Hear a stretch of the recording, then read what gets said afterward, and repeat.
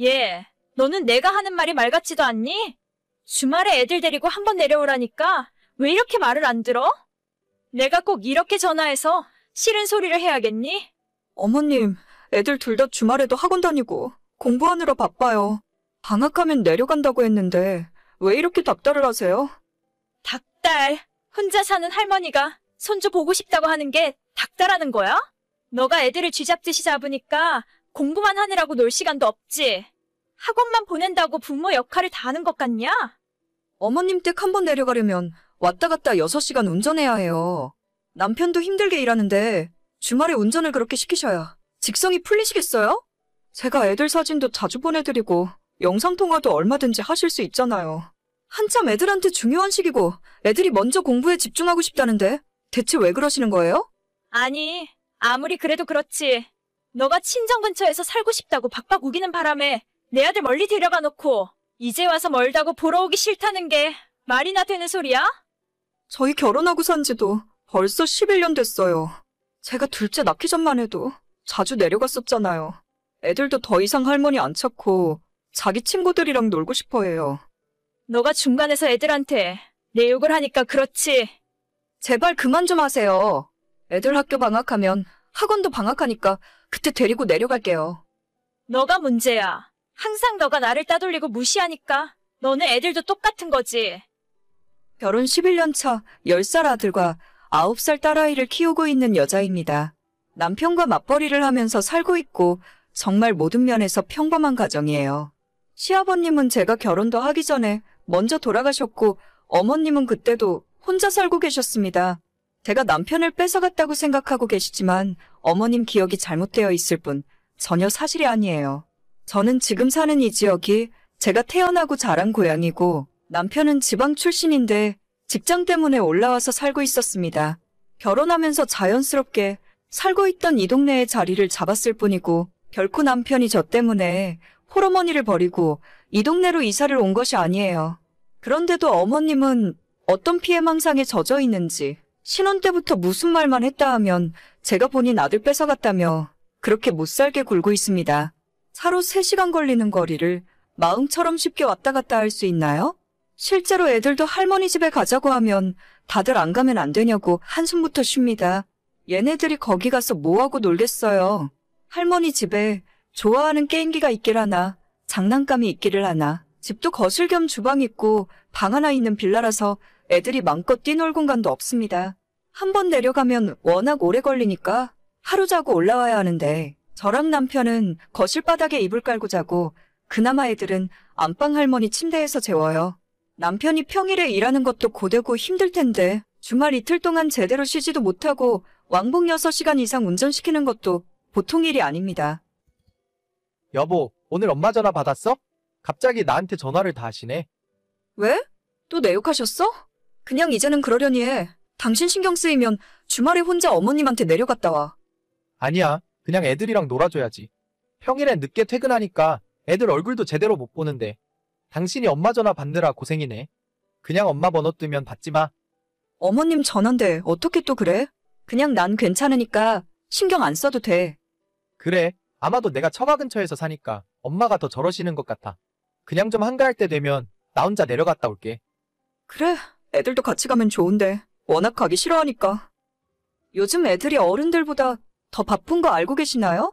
아직 초등학생인 아이들인데 둘 다 학원을 엄청나게 다닙니다. 이렇게 이야기하면 제가 아이들에게 공부하라고 강요하는 엄마라고 생각하시겠지만 저희 애들 다니는 학원 중에 공부 관련한 학원은 수학학원 딱 하나밖에 없어요. 그것도 애들이 자기 학교 친구들은 다 다니는데 왜 나는 안 보내주냐고 해서 등록해줬습니다. 그 외에는 축구교실, 태권도 학원, 수영을 다녀요. 둘째는 얼마 전부터 수영 대신 피아노 배우고 싶다고 해서 피아노도 가르치고 있습니다. 절대 부모가 먼저 학원 다니라고 강요하는 시대가 아니라 아이들이 학교 친구들이랑 학원 정보를 교류하고 본인이 배우고 싶은 것을 스스로 선택하더라고요. 한 달에 들어가는 학원비만 해도 만만치 않은 돈이지만 저희 부부가 맞벌이를 하고 있어서 그럭저럭 학원비 걱정은 덜하고 있습니다.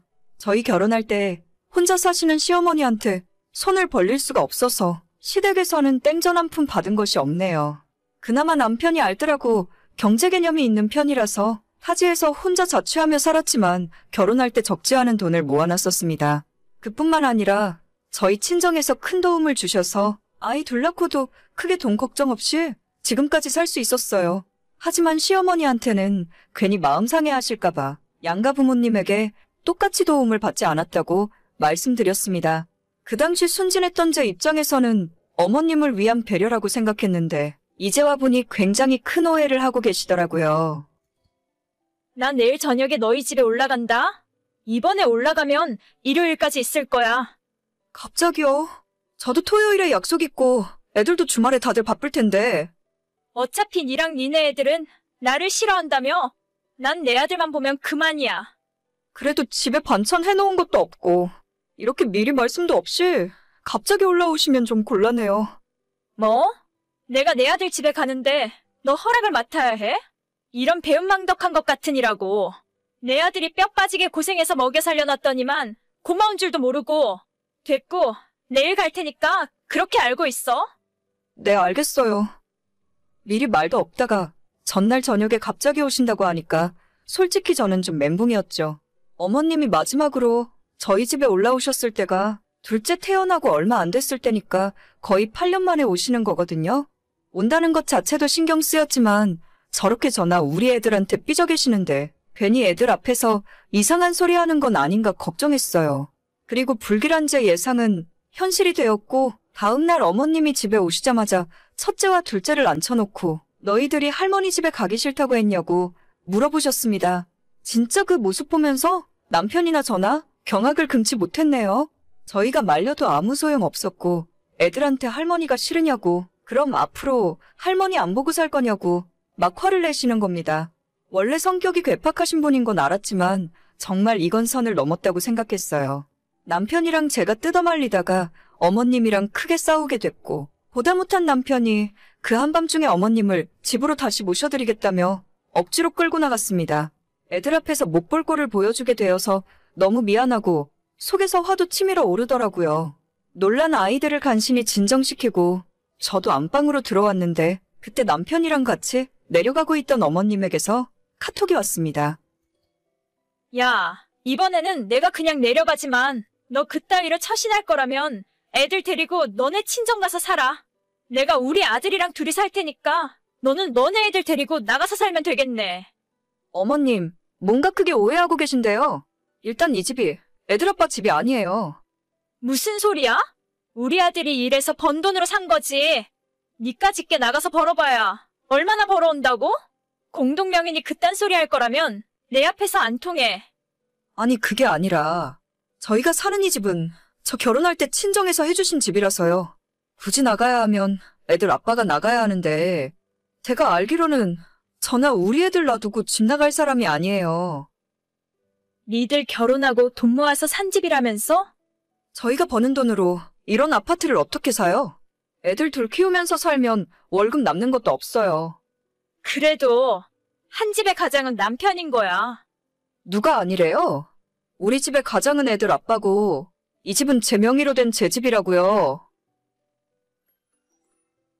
상황 파악을 한 건지 그 이후로 답장은 오질 않았습니다. 남편이 그 늦은 시간에 시모를 댁에 모셔다 드리고 다시 집에 돌아왔을 때는 새벽 4시가 넘은 시간이었죠. 그 사이에 저와 시모가 카톡으로 한판 붙었다는 사실을 남편은 모르고 있었는지 갔다 와서 한다는 소리가 엄마가 내려가는 동안에 차 안에서 화도 다 풀리고 저에 대해 아무 소리 안 해서 좋았다고 하더라고요. 크게 충격을 받으셨는지 그 뒤로 지금까지 한 번도 시모한테 연락 온 적이 없습니다.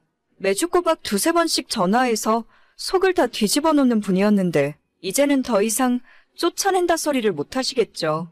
나이를 먹을수록 입은 닫고 지갑은 열라는 말이 있는데 저는 시모가 지갑까지는 안 열어도 괜찮으니까 입은 좀 닫고 계셨으면 좋겠습니다. 얘기를 하면 할수록 본전도 못 찾을 텐데 자꾸 저랑 싸워봤자 좋을 것이 하나도 없으니까요. 저도 그렇게까지 못된 사람은 아니라 평소에 며느리로서 기본은 하며 살았습니다. 8월에 애들 학원 방학하면 그때나 한번 애들 데리고 내려가야겠네요. 오늘의 사연은 여기까지입니다. 구독과 좋아요, 알림 설정은 많은 힘이 됩니다. 다들 행복하시고 좋은 하루 되세요.